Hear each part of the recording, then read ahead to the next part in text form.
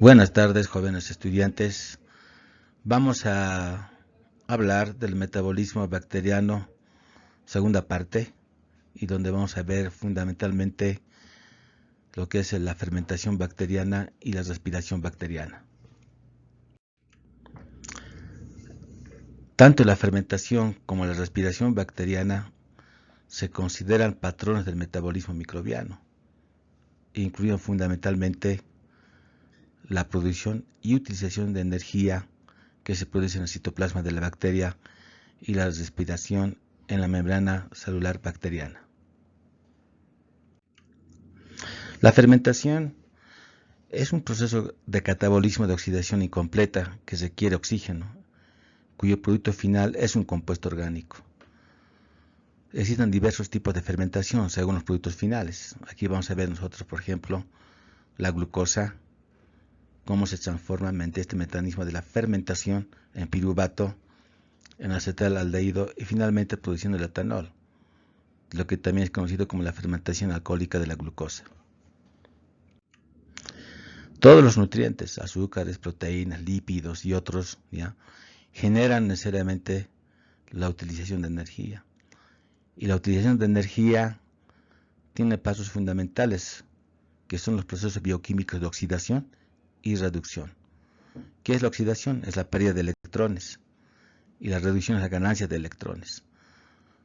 Podemos ver, por ejemplo, que esta coenzima, la nicotina-adenin dinucleótido, va a ser reducido en su forma de aceptor de electrones con la ganancia de electrones y va a participar en esta reacción bioquímica. Como se está procediendo a la pérdida o donación de un hidrogenión, un electrón, esta reacción se conoce como de deshidrogenación. Cuando la sustancia dadora es la que cede el electrón, es la oxidación. Y cuando la sustancia aceptora que acepta el electrón, se produce la reducción. Aquí en este cuadro se puede ver claramente cómo la glucosa se transforma en ácido pirúvico y estos dos procesos bioquímicos se notan claramente acá, donde el ATP es generado mediante la unión del ADP más dos moléculas de pirofosfato. Pero fíjense acá ustedes, la nicotina-adenin dinucleótido se transforma en su forma reducida al aceptar los electrones y forma la sigla NAD, pero hay que añadirle el hidrógeno que ha aceptado. La fermentación, tanto de la molécula dadora como la aceptora de electrones, está basada fundamentalmente en compuestos orgánicos, a diferencia de la respiración.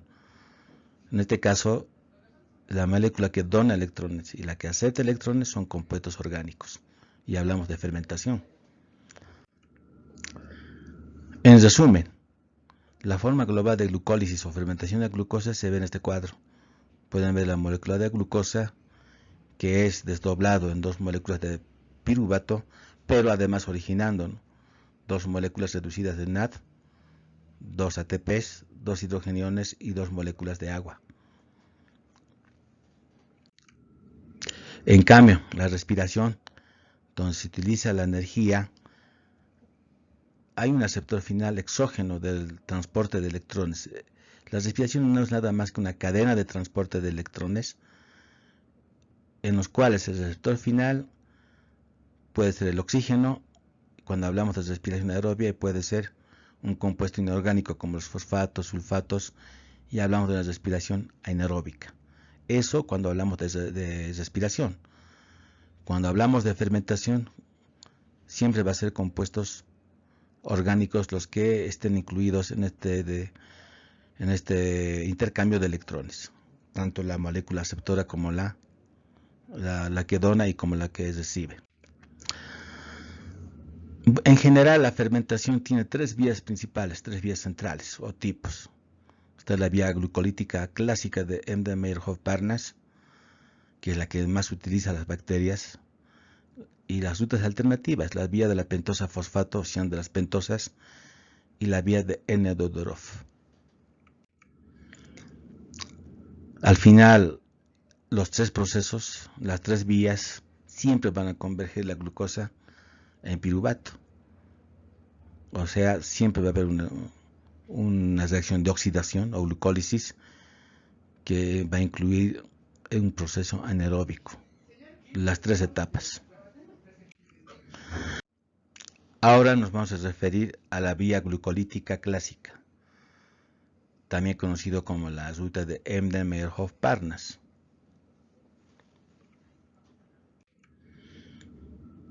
Este mecanismo de glucólisis fue explicado y descrito en 1929 por Gustav Embden, Otto Meyerhof y Jakub Parnas.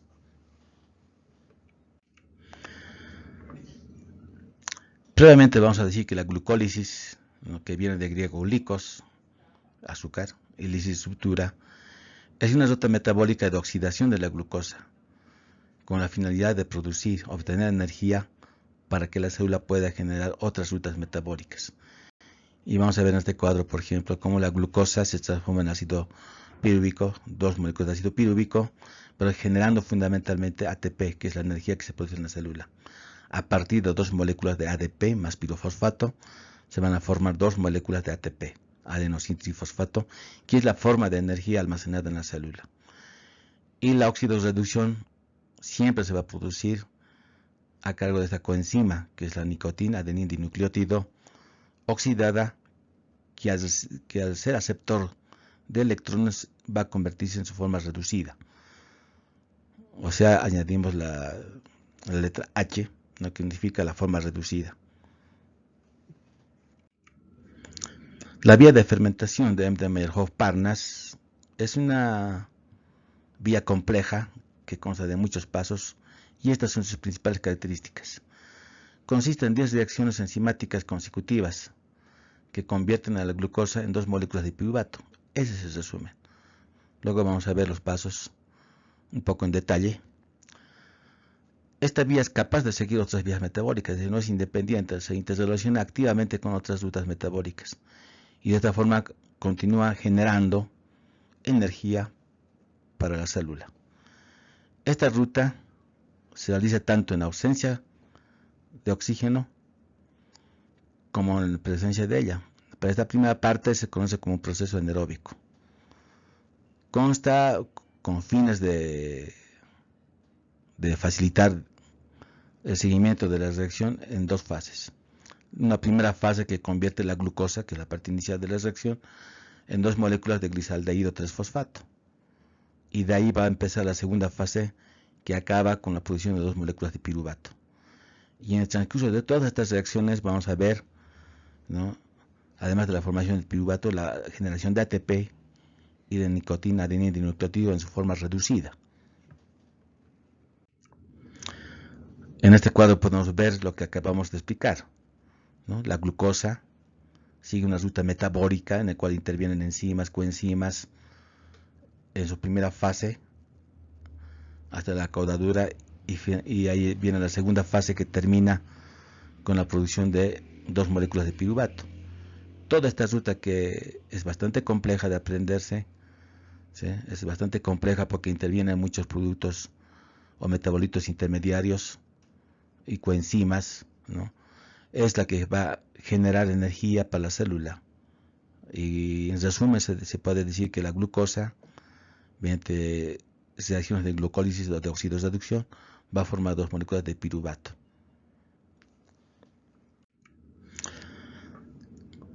Lo que acabamos de ver es la ruta principal, que es la ruta de Embden-Meyerhof-Parnas.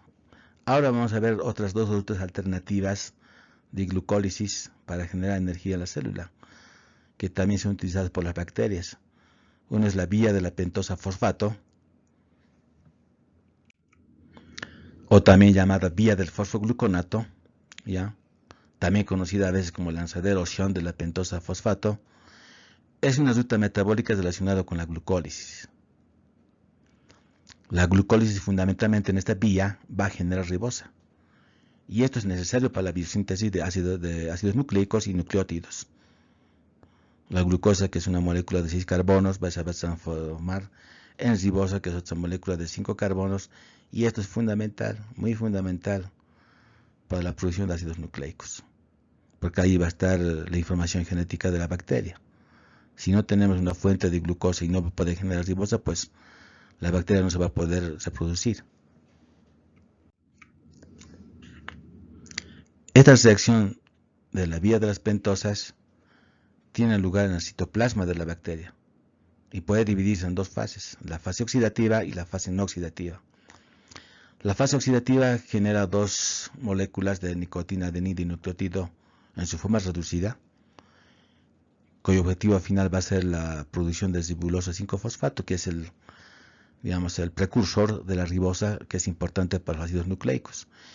Y eso podemos ver en esta fórmula.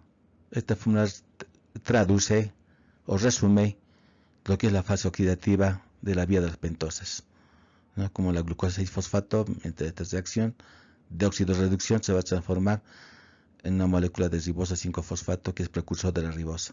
Y la fase no oxidativa, que es mucho más compleja que esta, entonces sintetizan muchas moléculas de pentosas fosfatos y monosacáridos fosfato, que son azúcares de diversos tipos, ¿no?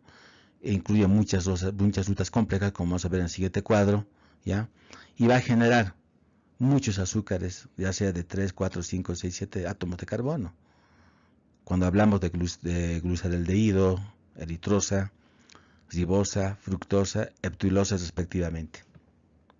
En este cuadro vamos a ver la fase oxidativa directa, donde la glucosa 6-fosfato, ¿no?, pasa por metabolitos intermedios como el 6-fosfogluconato hasta llegar a la ribosa 5-fosfato, que va a ser el precursor de la ribosa, y este va a originar la síntesis de nucleótidos, coenzimas, el ácido desoxirribonucleico y el ácido ribonucleico, que es importante en el contenido genético de la bacteria.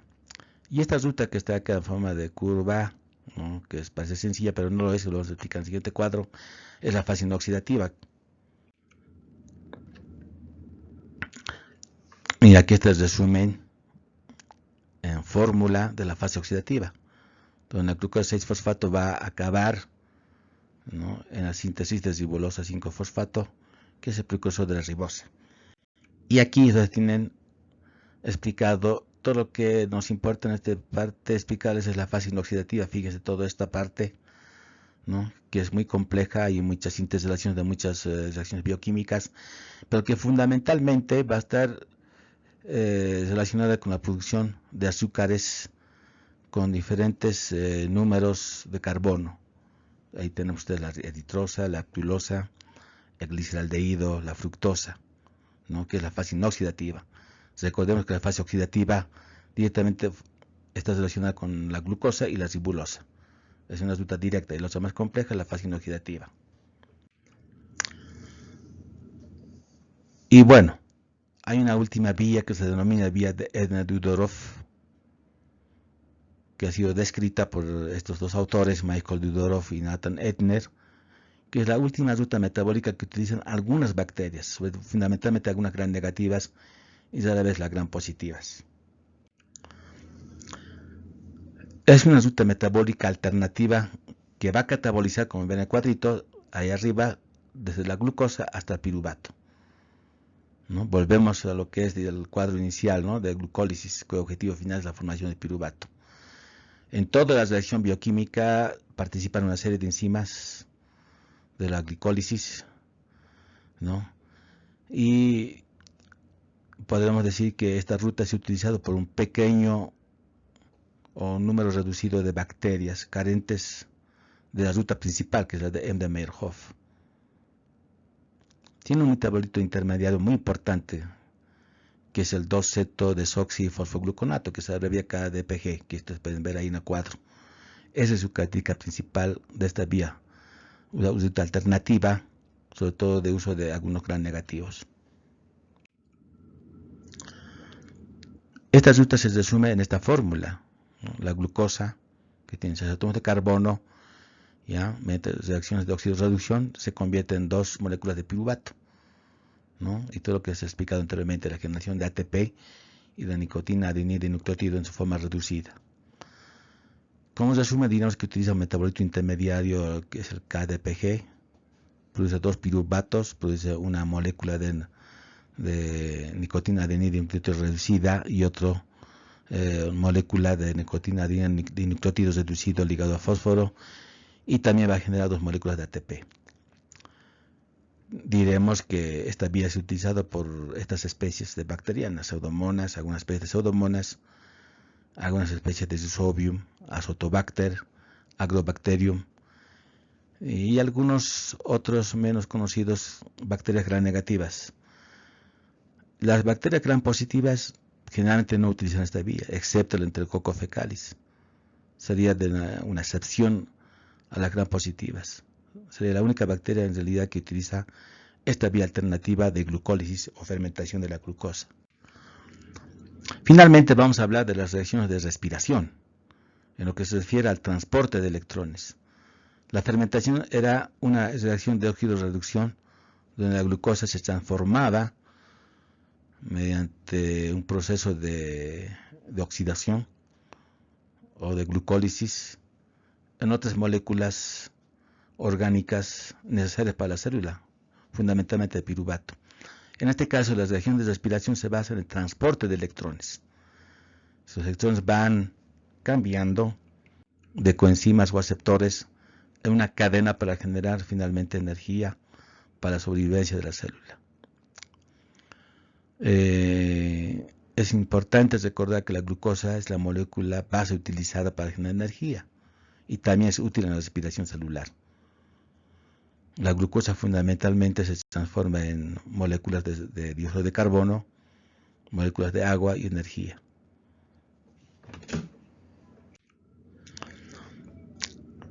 Esta reacción de respiración bacteriana es la que generalmente produce más cantidad de moléculas de ATP, entre 36 y 38 moléculas.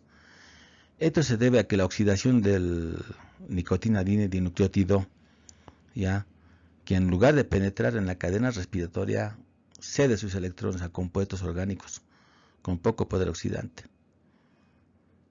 Por tanto, puede generar más cantidad de ATP que otras reacciones bioquímicas. La respiración aerobia de las bacterias puede producirse mediante 3 reacciones. Mediante reacciones de glucólisis, que hemos hablado en detalle, que no lo vamos a volver a repetir. Mediante el ciclo de ácido cítrico o ciclo de Krebs, que tampoco lo vamos a explicar en esta clase ya que no corresponde. El ciclo de ácido cítrico o ciclo de Krebs se produce fundamentalmente en las células que tienen las mitocondrias como parte componente de organelos en su citoplasma. Las bacterias, como ustedes saben, no tienen las mitocondrias, por lo tanto todos los mecanismos respiratorios se producen en la membrana celular de la bacteria. Hay un engrosamiento específico en la membrana celular bacteriana que se comporta en este caso como mitocondria. Y fundamentalmente el sistema de transporte de electrones. La respiración anaerobia se basa fundamentalmente en que al final del todo el proceso de respiración, los receptores de electrones suelen ser generalmente elementos diferentes al oxígeno, compuestos inorgánicos. En este cuadro se puede ver claramente los 3 mecanismos de generación de oxígeno, de energía para la respiración bacteriana. El proceso de glucólisis, que ya hemos hablado en detalle, el ciclo de Krebs, que fundamentalmente no es utilizado por las bacterias, y el transporte de electrones que está en la misma membrana celular. Fíjense acá, en el extremo derecho, hay una serie de coenzimas que participan en el transporte de electrones con la única finalidad de producir energía para la célula. Y este proceso que está localizado en la membrana celular se llama respiración bacteriana. Recordemos que la glucosa nos va a originar 2 moléculas de piruvato, 2 ATPs y 2 moléculas de nicotina adenina dinucleótido reducido. Esto ya lo hemos visto antes, ¿no? El ciclo de Krebs no lo vamos a hablar mucho, no es un mecanismo bioquímico utilizado por la bacteria, ¿no? Si los que quieren pueden repasar esta parte de diapositiva si les interesa, pero no forma parte exclusiva de la bacteria. sino de las células que tienen mitocondrias. Y lo más importante es que este papel oxidativo está localizado en la membrana celular bacteriana, donde suele haber un engrosamiento que suele cumplir las funciones de la mitocondria. ¿Qué es la respiración bacteriana? Es un conjunto de reacciones enzimáticas y reacciones de oxidorreducción en las que un compuesto pasa electrones de uno a otro, se oxida y se reduce. Y es importante que en toda esa transferencia de electrones se produce energía química en forma de adenosintrifosfato, ATP, que sabemos que es útil para otras reacciones bioquímicas de la bacteria. Ahí vamos a ver, por ejemplo, cómo esta cadena respiratoria está situado en la membrana, en las células que tienen mitocondria, en las membranas de la mitocondria, y en las bacterias en su propia membrana celular, ¿no? Las coenzimas más importantes que participan en el proceso respiratorio bacteriano son el NAT y el FAT, el nicotina adenín dinucleótido y el flavin adenín dinucleótido. Captan hidrógenos y forman las fracciones reducidas de estas dos moléculas o coenzimas. Los electrones de dichos hidrógenos pasan a través de una serie de moléculas transportadoras de electrones. Estas moléculas que ustedes pueden ver ahí, ¿no?, que son proteínas incrustadas en la membrana celular, son las enzimas que participan en el transporte de electrones. Van liberando energía a medida que van transportando los electrones y van produciendo bastantes moléculas de ATP. Esta fase queda liberada de forma exclusiva del metabolismo de la glucosa.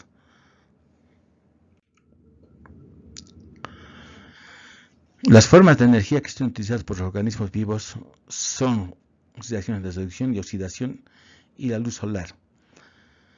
Los organismos que utilizan reacciones redox a partir de compuestos químicos se denominan organismos quimioautótrofos, y los que utilizan la luz solar como evento o como forma de energía se llaman fotoautótrofos, ¿no? Ambos tipos de microorganismos generan fundamentalmente ATP. La respiración anaerobia se caracteriza porque esta reacción no requiere la presencia de oxígeno molecular. En su lugar, como aceptor final de la cadena de electrones, puede utilizarse otro compuesto diferente al oxígeno, generalmente sulfatos,